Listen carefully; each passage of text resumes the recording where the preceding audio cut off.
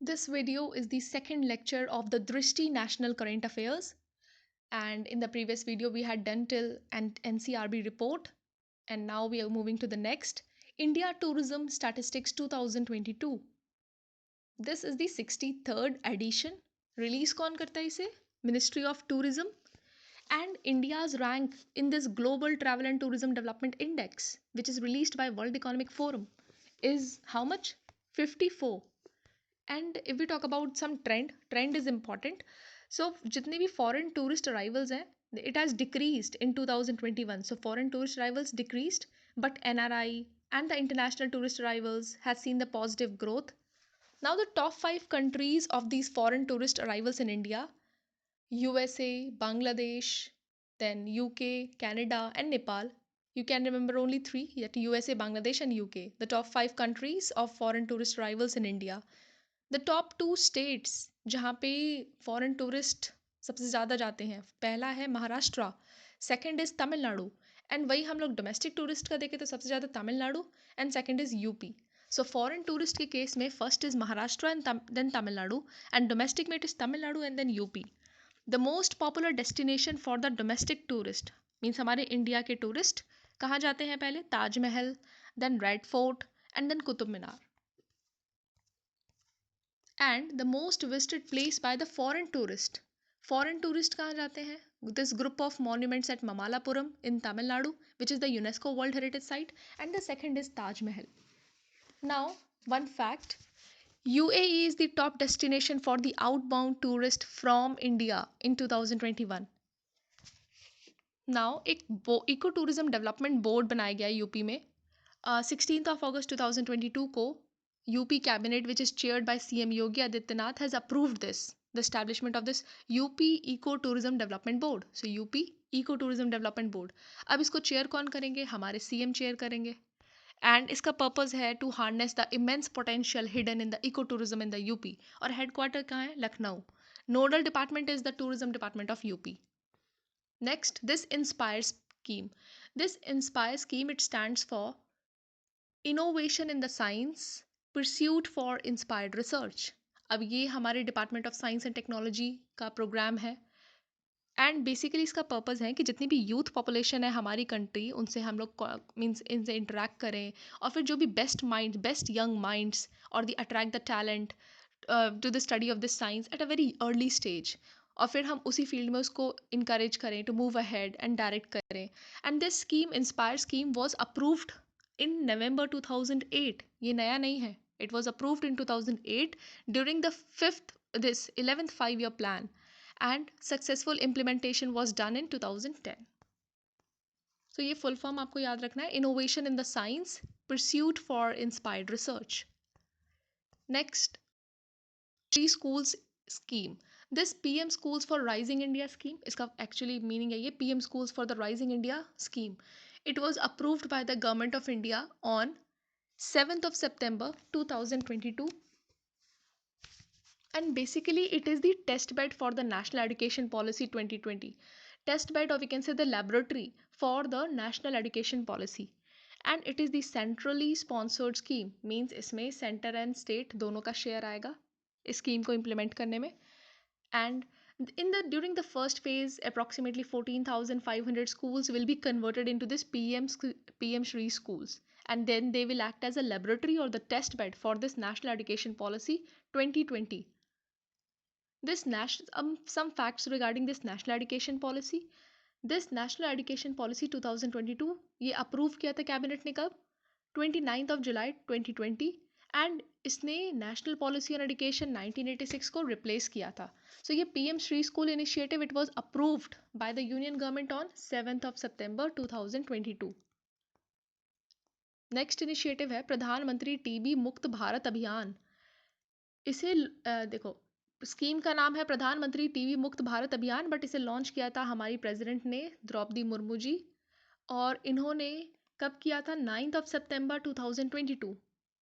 And ये जो प्रधानमंत्री TB मुक्त भारत अभियान है, ये कौन सी मिनिस्ट्री का है? Ministry of health and family welfare.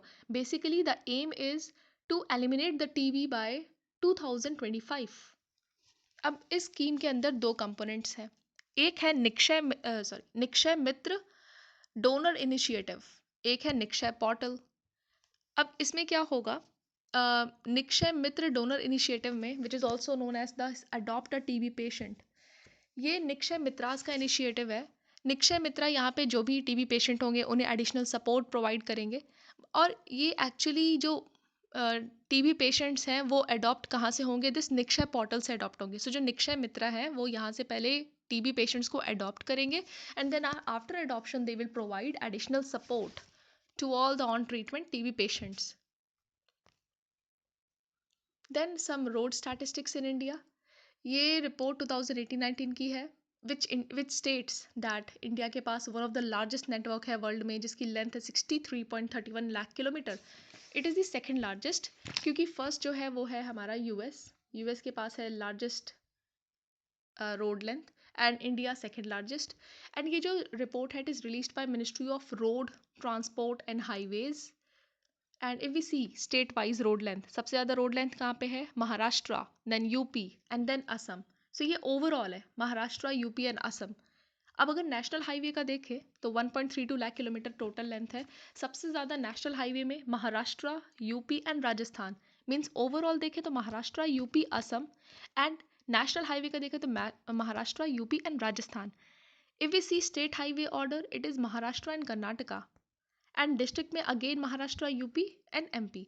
सो इसका एक लर्न करने का ट्रिक हम लोग कर सकते हैं, दैट स्टेट ओवरऑल देखें या फिर नेशनल हाईवे का देखें या डिस्ट्रिक्ट रोड का देखें, महाराष्ट्र यूपी ऐसे चल रहा है। और अगर स्टेट हाईवे का देखें तो it is Maharashtra and Karnataka. Then the presidential election 2022, सबसे पहले तो ये इंपॉर्टेंट है कि इसका रिजल्ट डिक्लेयर कब हुआ था, 21 जुलाई 2022। So the presidential declaration of result of the presidential election was on 21st of July 2022, and ये 16th presidential election था। बट जो हमारी प्रेसिडेंट बनी है वो है 15th president, Shrimati Draupadi Murmu. And अब आर्टिकल 62 हमारे कॉन्स्टिट्यूशन का ये कहता है कि एज सुन मीन्स जैसे ही वैकेंसी आती है, but the reason is vacancy is due to the expiration of the term of the office of the president, out going president. Means president का टर्म एक्सपायर होने वाला है एंड तब vacancy आती है, तो election should be done before the expiration of the term. So it is mentioned in article 62। And ये 16th presidential election था। रनर अप कौन थे, यशवंत सिन्हा जी। अब ये देखिए, जैसे 16th प्रेसिडेंट इलेक्शन एंड वैसे ही 16th वाइस प्रेसिडेंट इलेक्शन कौन बने हैं, 14th। अब वहाँ पे जैसे हमारी 15th प्रेसिडेंट बनी है श्रीमती द्रौपदी मुर्मू जी, तो अभी ये जो 14th वाइस प्रेसिडेंट बने हमारे Shri Jagdeep Dhankhar ji, replace the Venkaiah Naidu on 10th of August 2022। So means इन्होंने सक्सेसफुल ऑफिस को means chair this vice president बन गए थे ऑन 10th of August 2022। देन आर्टिकल 66 बताता है इलेक्टोरल कॉलेज के बारे में कि वाइस प्रेसिडेंट का इलेक्टोरल कॉलेज क्या होगा। वैसे मीन्स आप लोगों ने पॉलिटी में पढ़ा ही होगा, इलेक्टोरल कॉलेज में यही होता है कि पार्लियामेंट के दोनों हाउसेस के members, both elected and nominated members. Then next है अखिल भारतीय शिक्षा समागम। ये कहाँ पे हुआ था, ये हुआ था वाराणसी में। ये एक्चुअली इसका ऑफिशियल नेम है अखिल भारतीय शिक्षा समागम। ये एक्चुअली मिनिस्ट्री ऑफ एजुकेशन ने ऑर्गेनाइज किया था 3 day summit on higher education. कहाँ पे, वाराणसी में। 3 day summit on higher education, इसी का ऑफिशियल नेम है ये अखिल Bharatiya Shiksha Samagam. So this 3 day summit on higher education it was organised by ministry of education, लेकिन in association with UGC and BHU. और ये हुआ कहाँ था, वाराणसी में, जैसे ऊपर भी लिखा है। लेकिन वो सेंटर कौन सा था, Rudraksh international convention centre, Varanasi. Purpose था बेसिकली कि हम लोग NEP 2020 पे डिस्कस करें। अब उसी से रिलेटेड एक टर्म है, but it is Tamil Sangamam. It is not Samagam, it is Tamil Sangamam. अब as a part of Azadi ka Amrit Mahotsav and to uphold the spirit of means, Azadi ka Amrit महोत्सव तो चला ही आ रहा है पिछले साल से, तो मतलब ये आज़ादी का अमृत महोत्सव और ये जो एक भारत श्रेष्ठ भारत की स्पिरिट है, इसको अपहोल्ड करने के लिए हमारे प्राइम मिनिस्टर नरेंद्र मोदी ने 1 महीने तक काशी तमिल संगमम किया था। कहाँ पे, वाराणसी, यूपी में। बेसिकली टू प्रमोट एक भारत श्रेष्ठ भारत, तमिल और तमिल संगमम इन द वाराणसी। और ये 1 मंथ लॉन्ग कहाँ पे हुआ था, वाराणसी में। नाउ अभी काफ़ी इलेक्शंस हुए हैं, legislative elections in the 5 states. अब जो इलेक्शन कमीशन है उसने रिजल्ट को डिक्लेयर करा था ऑन 10th ऑफ मार्च 2022। अब ये इलेक्शन जो हुए थे वो हुए थे 5 स्टेट्स में, UP, UK, Punjab, Goa and Manipur. Election का रिजल्ट आया 10th मार्च में, बट जो इसका शेड्यूल था वो कब अनाउंस हुआ था, 8th ऑफ जनवरी 2022। अब यूपी का था ये 18th लेजिस्लेटिव इलेक्शन। यूपी का ज़्यादा इंपॉर्टेंट है if you are preparing for UP PSC. So 18th legislative assembly election, और ये जो हुआ था ये हुआ था 7 फेजेस में। अब यूपी में 80 पार्लियामेंट्री कॉन्स्टिट्यूएंसी है, 403 लेजिस्लेटिव असेंबली कॉन्स्टिट्यूएंसी है। तो ये इलेक्शन हुआ था 403 लेजिस्लेटिव असेंबली कॉन्स्टिट्यूएंसी के लिए। अब ये जो 403 लेजिस्लेटिव असेंबली कॉन्स्टिट्यूएंसी, इसमें 84 seats are reserved for the एससीज and 2 seat for the STs. Now in this election in total 47 women candidates were successful। मीन्स ऐसे क्वेश्चन आ भी सकता है कि ये जो असेंबली इलेक्शन हुआ था यूपी में उसमें कितने कैंडिडेट्स, विमेन कैंडिडेट्स कितनी थी, 47 इन टोटल। और जो विनिंग पार्टी है वहाँ से 29 women थी। If we see here, BJP, वैसे तो बीजेपी ने कितनी 255 सीट्स वन करी थी, मीन्स जीती हैं, but BJP and its allies in total they have won 273 seats and they had secured the absolute majority. Now if we see the voter turnout in the UP, पिछली बार से ये थोड़ा कम हो गया है voter turnout, voter participation rate, it has reached to 60.8% from 61.1% in 2017। अब जो हमारा अमरोहा डिस्ट्रिक्ट है यूपी में, वहाँ पे voting percentage of the women men से ज़्यादा है। If we see seats, you can give a look at this seat distribution. Next, 25th of March 2022, Yogi Adityanath was sworn as the CM for the second term. So this date becomes important. This date becomes important like 25th of March 2022, Yogi Adityanath was sworn in as the CM of the UP for a second consecutive term. अब हम लोग next, जैसे हमने UP का देखा, ये कौन सा था, 18th legislative assembly election. Punjab का देखते हैं, it is the 16th legislative assembly election. Election का डेट इतना सब कुछ याद नहीं रह पाएगा, बट आप देख सकते हैं टोटल सीट्स यहाँ पे कितनी थी, 117, जिसमें से आप party one 92 seats and it is the single largest party in the जिसने ये इलेक्शन जीता है। एंड जैसे पिछली बार 2017 में जो सिंगल लार्जेस्ट पार्टी थी और जो अब की है, उसमें मतलब सीट्स में इंक्रीज हुआ है कितना, 18%। अब इनको सीएम कौन बने हैं, भगवंत मान was sworn as the CM, and oldest person to contest election here was Prakash Singh Badal। But CM कौन है, भगवंत मान, तो आपको याद रखना है। नेक्स्ट यूके का था 5th लेजिस्लेटिव असेंबली, और इसमें 70 असेंबली सीट्स हैं। यहाँ पे भी बीजेपी ने गवर्नमेंट फॉर्म करी है। सीएम कौन बने हैं, पुष्कर सिंह धामी। नेक्स्ट गोवा, गोवा का था 8th लेजिस्लेटिव असेंबली, और इसमें 40 कॉन्स्टिट्यूएंसीज थी। यहाँ पे भी बीजेपी ने single largest party by winning 20 assembly seats. वैसे यूपी का ज़्यादा इंपॉर्टेंट है सभी इलेक्शन में। देन अग्निपथ डिफेंस पॉलिसी, और we can say Agnipath scheme. Agnipath scheme के द्वारा हम लोग अग्निवीर को अपॉइंट करेंगे और रिक्रूट करेंगे। Now this Agnipath scheme, it was launched by the government of India. कब लॉन्च हुआ था, 14th of June 2022, for the recruitment of the soldiers which are below the rank of the officer, like non-commissioned officers or the personnel।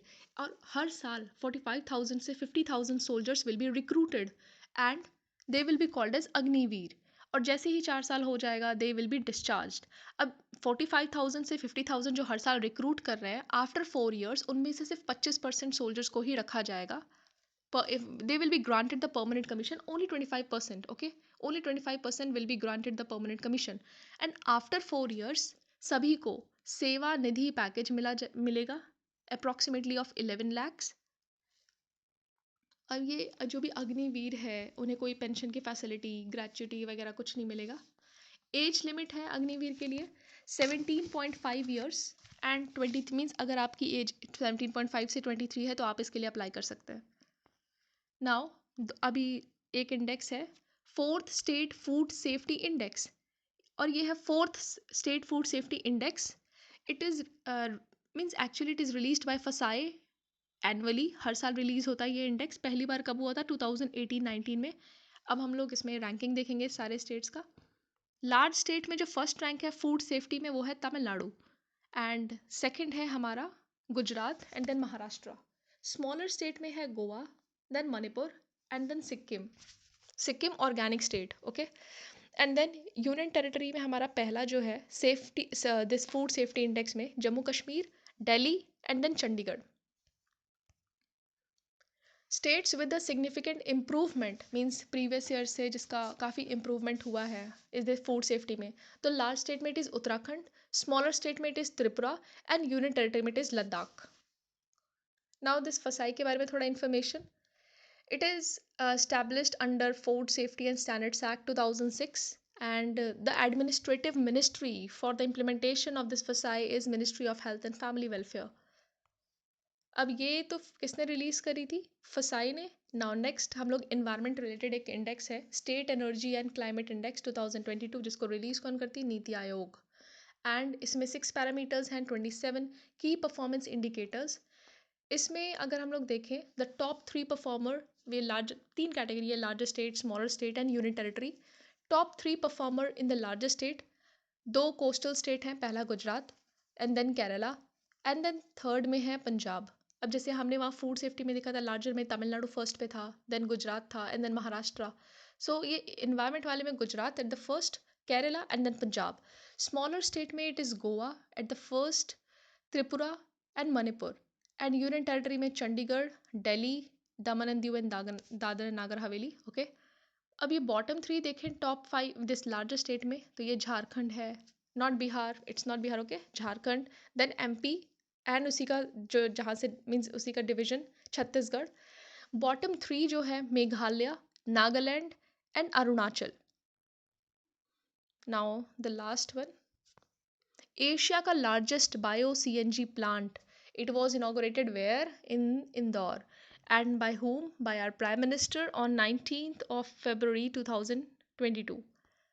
And it will be run in PPP mode by the MP government. अभी I think national current affairs जो हमारे हैं उसके लिए 2 और videos होंगे, and after the completion of those 2 videos I'll be coming with the revision video of all the 4 videos which we had, means हम लोग जितने भी वीडियोस कर लेंगे उन सबका हम लोग एक रिविजन वीडियो के साथ आएंगे। And if you find this video helpful then please like and subscribe, okay. And ये नोट्स जो हैं काफ़ी मीन्स शॉर्ट में है, तो आप इसे देख के नोट्स अपने शॉर्ट नोट्स बना सकते हैं, बिकॉज आपके नोट्स आपको ही हेल्प करेंगे। So thank you.